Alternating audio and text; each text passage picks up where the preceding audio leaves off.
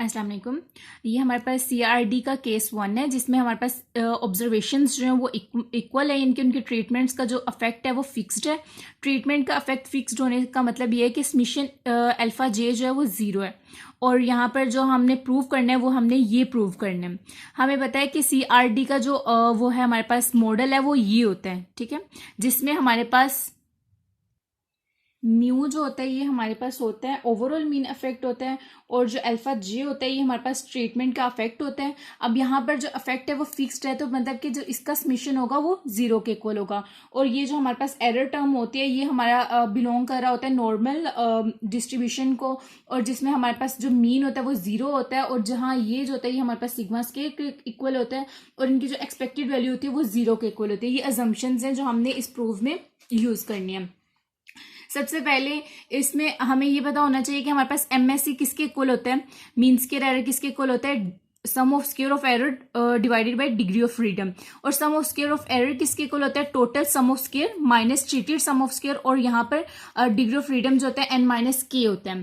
Total sum of squares को हम total SS से भी डिनोट कर सकते हैं, और ट्रीटेड सम ऑफ स्केयर को यहाँ पर ट्रीट SS से डिनोट किया गया। अब यहाँ पर टोटल जो सम ऑफ स्केयर है वो उसका फॉर्मूला हमारे पास होता है डबल समीशन IJ और Y square minus correction factor, और ट्रीटेड का हमारे पास ये होता है, और करेक्शन फैक्टर का जो फॉर्मूला होता है वो हमारे पास ये होता है। और जहाँ पर ये देखें यहाँ पर G स्केयर ओवर R के, और G हमारे पास किसके इक्वल होता है, G हमारे पास होता है इस टर्म के इक्वल, ठीक है, और इस टर्म को। अब सबसे पहले देखें, अगर हमने यहां तक पहुंचना है तो उसके लिए सबसे पहले यहां से काम शुरू करेंगे कि पहले हम G फाइंड करेंगे, उसके बाद G का स्केयर है कि RK फाइंड करेंगे, फिर उसके बाद करेक्शन फैक्टर आ जाएगा, फिर ट्रीटेड सम ऑफ स्केयर निकालेंगे, फिर टोटल सम ऑफ स्केयर निकालेंगे, फिर इस तरीके से इसको माइनस करके divided by degree of freedom करेंगे, तो हमारे पास MSE की वैल्यू आ जाएगी। तो इस क्वेश्चन में सबसे पहला स्टेप क्या है, G फाइंड करना। G का हमारे पास फॉर्मूला ये होता है। अब हमने क्या किया है, हमारे पास जो मॉडल है हमने सिर्फ यहाँ पर मॉडल लिखा है, ठीक है। अब डबल समीशन इस पे अप्लाई करना है, वो किस तरह से अप्लाई करेंगे, I की जो वैल्यू होती है वो 1 से R तक होती है, और J की 1 से K तक होती है, ठीक है। ये आपने याद रखना है कि IRJK, ठीक है, इस तरह। अगर आप अब इसमें अब आपने जब समीशन अप्लाई करना है, तो अगर आप देखें ये हमारे पास कांस्टेंट है, कांस्टेंट के साथ जब समीशन अप्लाई करते हैं तो वो क्या आएगा कि जो भी उसके ऊपर की टर्म आएगी ना, आपने वो जस्ट इसके साथ मल्टीप्लाई करवा देनी है। जब इसको इसके साथ अप्लाई किया, R को इस पे अप्लाई किया, तो ये आ गया R म्यू, ठीक है, और जब K को इसी कांस्टेंट के साथ करवाया तो वो K आ गया। अब यहाँ पे अल्फा J, यहाँ पर J की जो टर्म है यानी कि ये हमारे पास एज अ वेरिएबल है, तो ये जो J वाली टर्म है ये इसके साथ समीशन अप्लाई हो जाएगा, बाकी ये जो हो जाएगा ये खाली R इसके साथ आ जाएगा। इस तरह जब हम इसको E पे एप्सिलॉन पे अप्लाई करवाएंगे तो वो क्या हो जाएगा कि I जो होगा वो भी, अब देखें यहाँ पर I की भी वैल्यू है और J भी उनके सब्सक्रिप्ट में गिवन है, तो क्या करेंगे इसमें डबल समीशन अप्लाई हो जाएगा। अब हमें पता है कि अल्फा J की हमने ऊपर क्या ये अजम्पशन की थी कि ये हमारे पास 0 के इक्वल होता है, क्योंकि ये फिक्स्ड इफेक्ट मॉडल होता है, इसलिए समीशन J जो होगा वो 0 के इक्वल हो गया। अब इसको जब सिंप्लीफाई करेंगे तो देखें ये 0 इसके साथ खत्म हो गया, ये वाली और ये वाली हमारे पास बाकी रहेगी। स्टेप 1 यहाँ पर कंप्लीट हो गया। अब सेकंड स्टेप हमने क्या करना है, इसका स्केयर लेके डिवाइडेड बाय R के करना है। सबसे पहले हम लेंगे इसका स्केयर, देखें स्टेप वाइज डिफाइन किया गया यहाँ पे। सबसे पहले ये है स्केयर लिया, जब इसका स्केयर लिया तो हमें पता है A प्लस बी का स्केयर किसके इक्वल होता है, equal A square plus B square plus 2AB।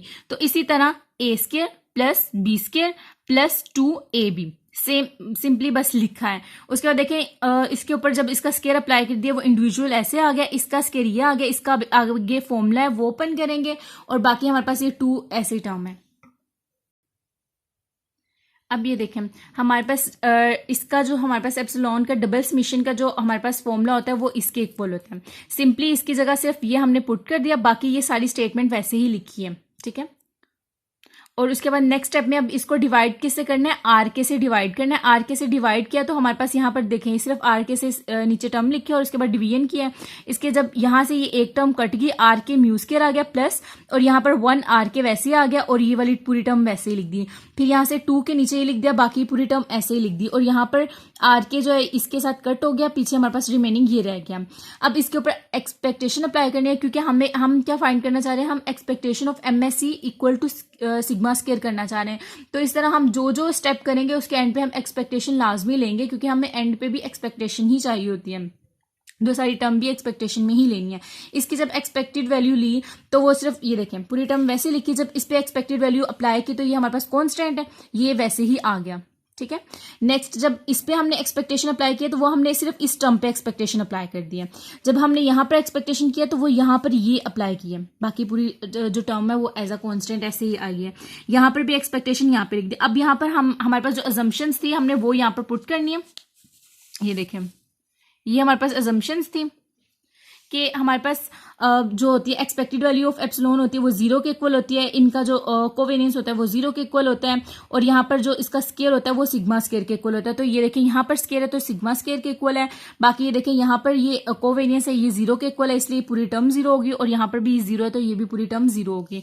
अब रिमेनिंग हमारे पास ये वाली टर्म रह गई है।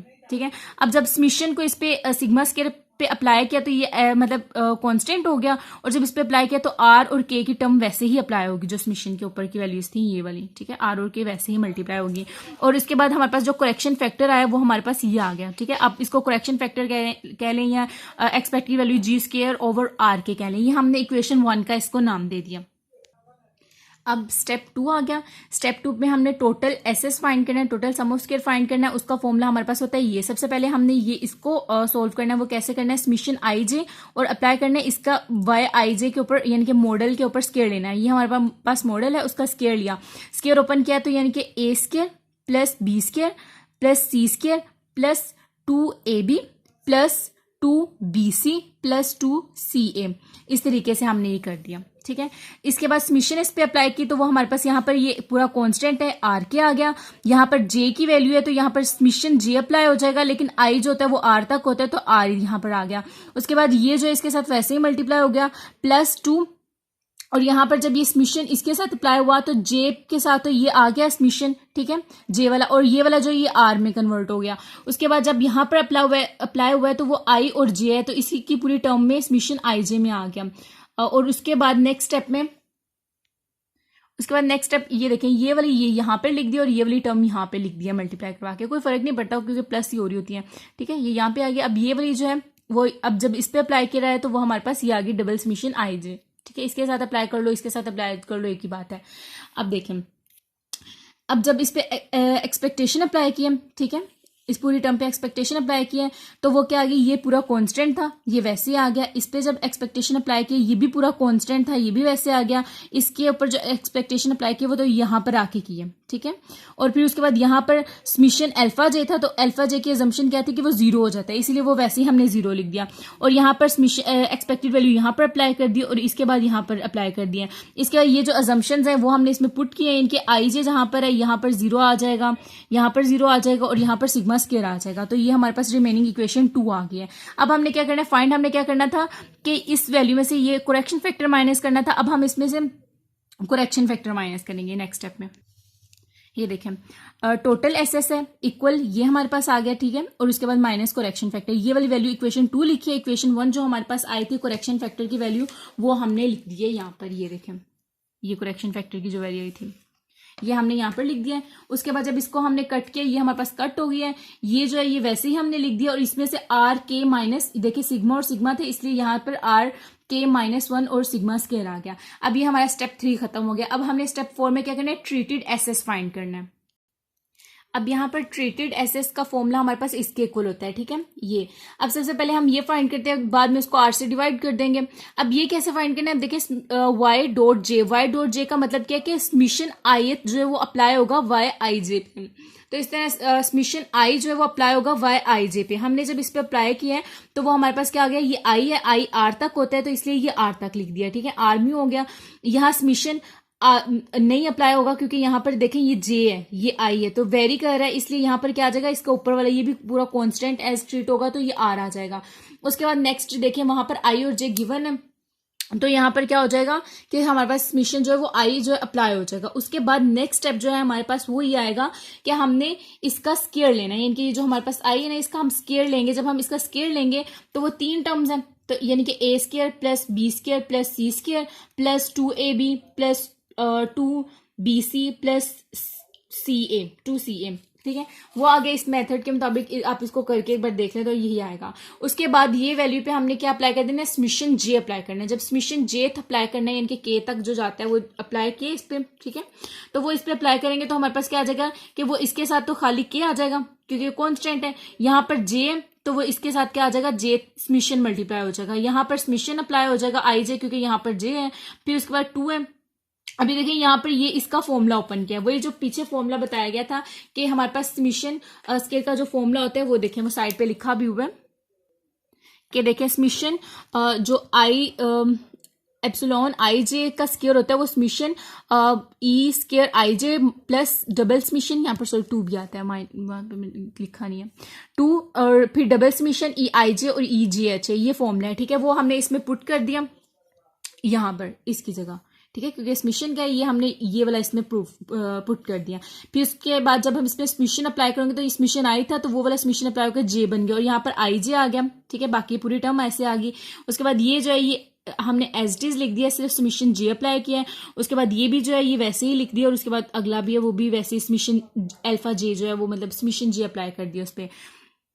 ओके अब हम क्या करेंगे कि हमने इसको आर पे डिवाइड कर देना है। जब हमने इसको आर पे डिवाइड कर दिया तो हमारे पास ये टर्म आ गई, ठीक है, ये देखें इस वाली वैल्यू को हमने आर पे डिवाइड किया। जब आर पे डिवाइड किया तो वो हमारे पास क्या आ गया, यहाँ से एक आर कट हो गया, एक आर रिमेनिंग रहा, फिर इसी तरह इधर से एक आर कट हो गया, यहाँ पर कोई आर नहीं है तो 1/r आ गया, यहाँ पर भी कोई आर नहीं तो वो ऐसे आ गया। इसके बाद जब इस पे एक्सपेक्टेशन अप्लाई करेंगे तो हमारे पास ये टर्म आ जाएगी। वो किस तरह की आएगी कि इस पे जब एक्सपेक्टेशन अप्लाई की ये तो कॉन्स्टेंट था, ये ऐसे आ गया, ये भी कॉन्स्टेंट एज अ ट्रीट हो रहा है, ये भी ऐसे आ गया। यहाँ पर एक्सपेक्टेड वैल्यू जो होगी वो इधर अप्लाई होगी और ये हमारे पास किसके इक्वल होता है, सिग्मा स्क्वायर के इक्वल होता है।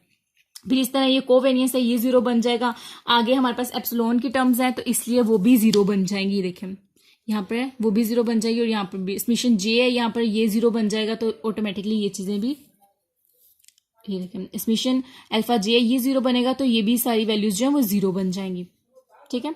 अब नेक्स्ट स्टेप देखें कि अब हमने क्या करना है, अब इसको सिंप्लीफाई किया, इनके जो अजम्पशंस थी वो पुट की हैं और यहाँ पर सिग्मा स्क्वायर आ गया। लेकिन अब देखिए समीशन आई और समीशन जे जब सिग्मा स्क्वायर पे अप्लाई होगा तो वो क्या हो जाएगा, आई जो होता है आर तक होता है, आर आ जाएगा और यहाँ पर के आ जाएगा, आर आर से कट हो जाएगा, ये हमारे पास इक्वेशन 4 आ जाएगी। इनके ये हमारे पास सिर्फ ये ट्रीटेड का जो हम पहला पार्ट फाइंड कर रहे थे ना वो आया। अब यहाँ पर हमने करेक्शन फैक्टर माइनस करने हैं।